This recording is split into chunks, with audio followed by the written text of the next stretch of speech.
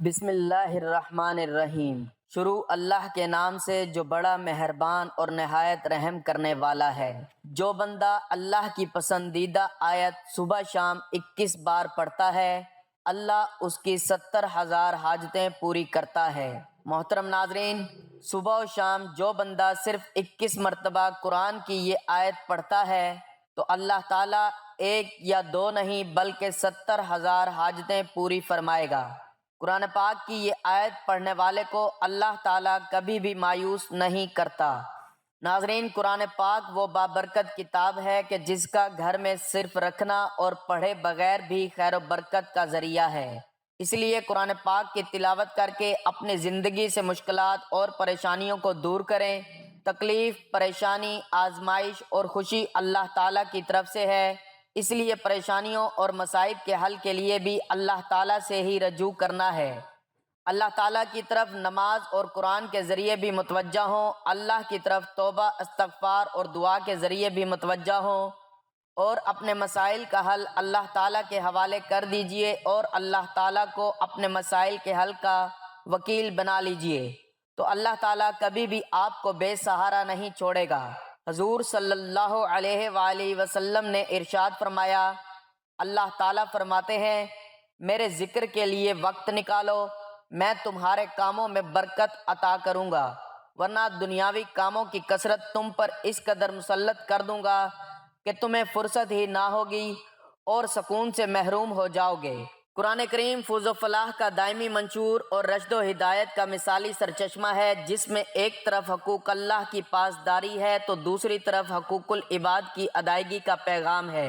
گویا یہ قرآن ہماری روحانی و جسمانی تسکین و شفا کا باعث ہے۔ اس میں پورا نظام حیات عطا کیا گیا ہے جس پر عمل پیرا ہو کر انسانیت اپنا کھویا ہوا وقار اور گمشدہ متاع عزیز یعنی جنت بھی حاصل کر سکتی ہے۔ قرآن راہ نجات اور ہمارے تمام دکھوں کا مداوع ہے، چنانچہ قرآن کریم میں فرمایا گیا، اور ہم قرآن کے ذریعے وہ چیز نازل کرتے ہیں جو مومنوں کے لیے شفا اور رحمت ہے۔ اللہ خالق و مالک نے قرآن کا مقصد بیان کرتے ہوئے ارشاد فرمایا، وہی تو ہے جس نے ان پڑھوں میں انہی میں سے محمد صلی اللہ علیہ وآلہ وسلم کو پیغمبر بنا کر بھیجا، جو ان کے سامنے اس کی آیتیں پڑھتے اور انہیں پاک کرتے اور اللہ کی کتاب اور دانائی سکھاتے ہیں، اور اس سے پہلے تو یہ لوگ صریح گمراہی میں تھے۔ دوسرے مقام پر یوں فرمایا، وہ اللہ تعالیٰ بہت برکت والا ہے جس نے قرآن مجید کو اپنے بندے محمد صلی اللہ علیہ وآلہ وسلم پر نازل فرمایا تاکہ وہ سب لوگوں کے لیے آگاہ کرنے والا ہو جائے۔ اسی اللہ یکتا کی حکومت و سلطنت ہے آسمانوں اور زمین کی، اور اس نے کوئی اولاد نہیں بنائی اور نہ کوئی اس کی سلطنت میں شریک ہے۔ اس اللہ نے ہر چیز کو پیدا کیا اور مناسب اندازے پر رکھا۔ اسی طرح ایک مقام پر قرآن کی عظمت کا یوں اظہار کیا گیا، ہمیں تاروں کی منزلوں کی قسم، اگر تم سمجھو تو یہ بڑی قسم ہے کہ یہ بڑے رتبے کا قرآن ہے جو کتاب محفوظ میں لکھا ہوا ہے، اسے وہی ہاتھ لگاتے ہیں جو پاک ہیں، پروردگار عالم کی طرف سے اتارا گیا ہے۔ کیا تم اس کلام سے انکار کرتے ہو اور اپنا وظیفہ یہ بناتے ہو کہ اسے جھٹلاتے ہو؟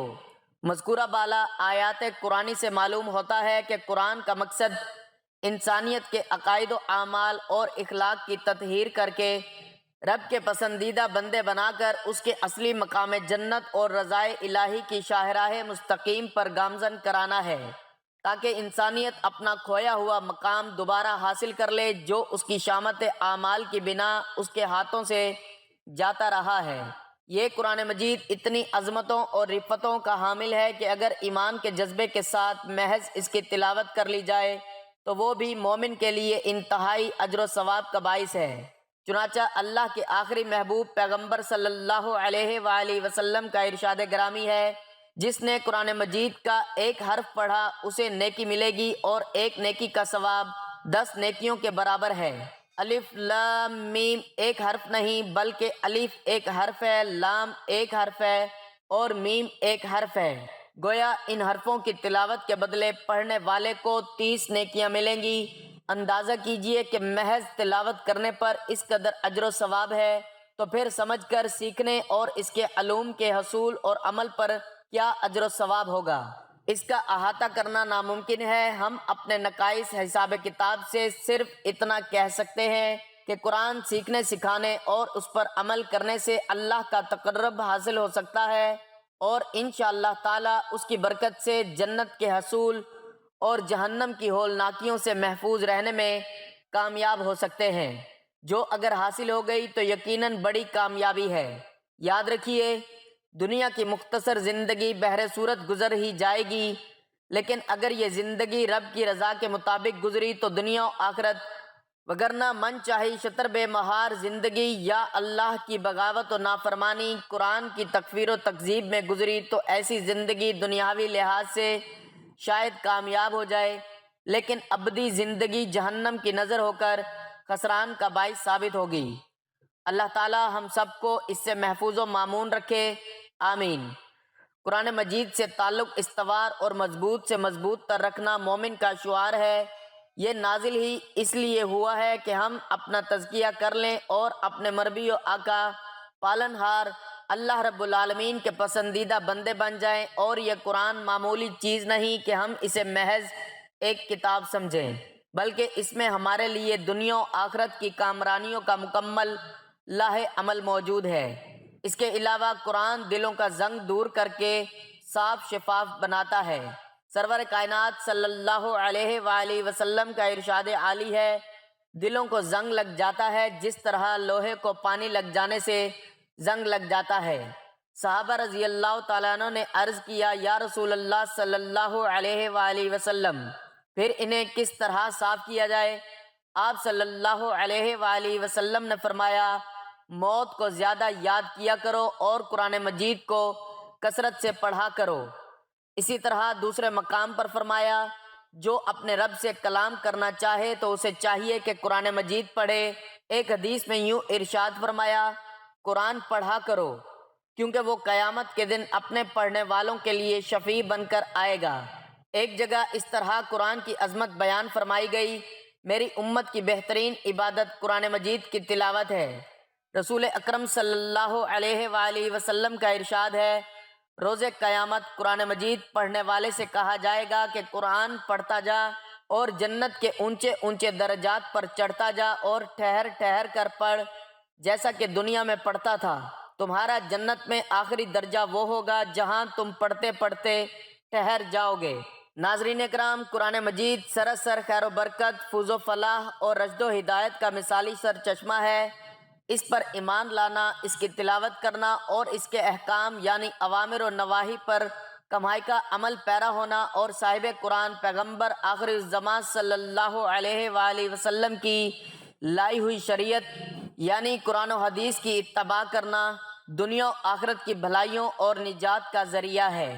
اللہ تعالیٰ سے دعا ہے کہ وہ ہمیں صحیح معنوں میں قرآن کا فہم عطا فرمائے، ہمارے عقائد و اعمال کی اصلاح فرمائے، اور ہماری انفرادی و اجتماعی زندگی میں دین کو نافذ فرمائے، ہماری لغزشوں اور خطاؤں سے درگزر فرمائے، قرآن و صاحب قرآن صلی اللہ علیہ وآلہ وسلم کی سچی فرما برداری کے ذریعے اپنی رضا کا حصول آسان فرما دے، آمین یا رب العالمین۔ ہمارے معاشرے کے لوگوں کی بڑی تعداد مختلف وجوہات کے بنا پر پریشان نظر آتی ہے۔ لوگوں کی ایک بڑی تعداد معاشی معاملات میں الجھی ہوئی ہے۔ بہت سے لوگ اپنے بچوں کے مستقبل کے حوالے سے پریشان نظر آتے ہیں۔ اسی طرح بہت سے لوگ مختلف طرح کی بیماریوں اور عارضوں کا شکار ہیں۔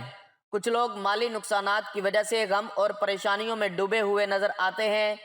اسی طرح بہت سے لوگ اپنے قریبی عزیز و اقارب کی موت پر دکھ اور کرب میں مبتلا ہیں۔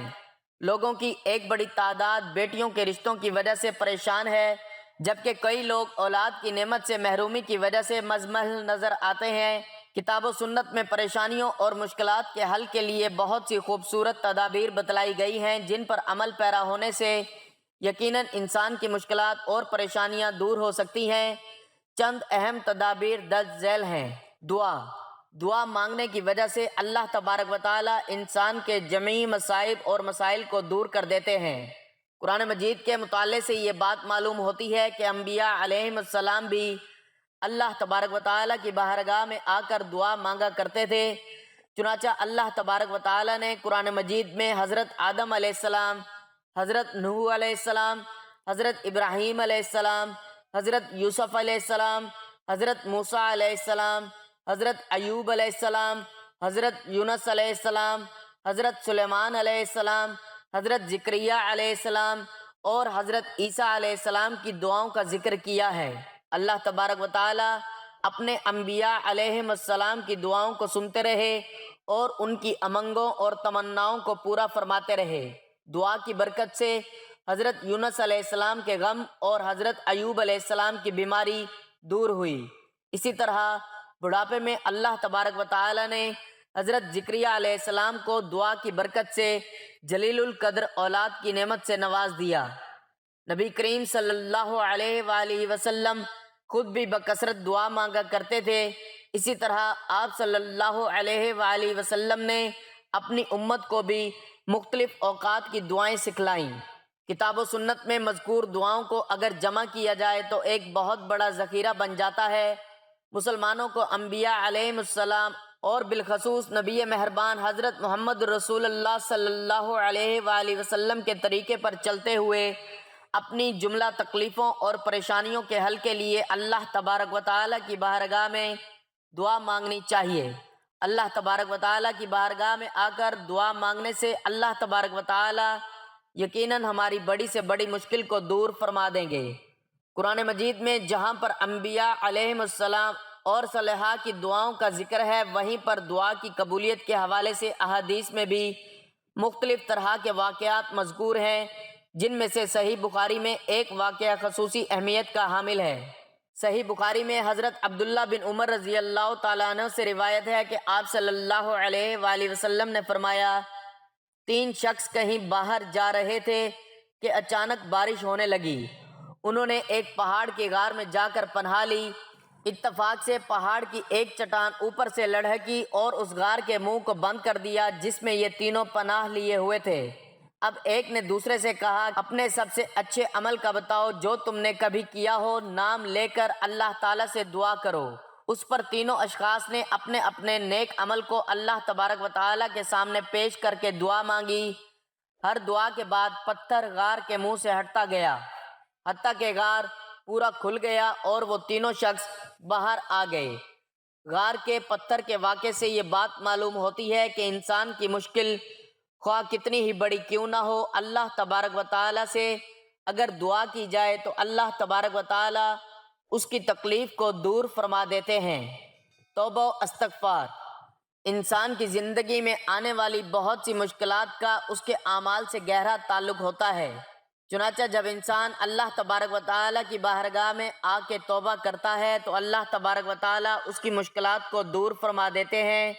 اسی طرح جب اللہ تبارک و تعالیٰ سے استغفار کی جاتی ہے تو اللہ تبارک و تعالیٰ استغفار کی برکت سے بھی انسان کی مشکلات کو دور فرما دیتے ہیں اور اپنی نعمتوں سے نواز دیتے ہیں۔ اللہ تبارک و تعالیٰ نے سورہ نوح کی آیت نمبر 10 سے 12 میں استغفار کے حوالے سے حضرت نوح علیہ السلام کی ایک خوبصورت بات کا ذکر کیا ہے جو درج ذیل ہے۔ تو میں نے کہا، بخشش مانگو اپنے رب سے، بے شک وہ بہت بخشنے والا ہے۔ وہ بھیجے گا بارش تم پر موسلا دھار اور وہ مدد کرے گا تمہاری مالوں اور بیٹوں کے ساتھ، اور وہ پیدا کر دے گا تمہارے لیے باغات اور جاری کر دے گا تمہارے لیے نہریں۔ ان آیات مبارکہ سے معلوم ہوتا ہے کہ اللہ تبارک و تعالیٰ زمین و آسمان کی بہت سی نعمتوں کو توبہ استغفار کی وجہ سے انسان کے لیے کھول دیتے ہیں۔ ذکر الہی۔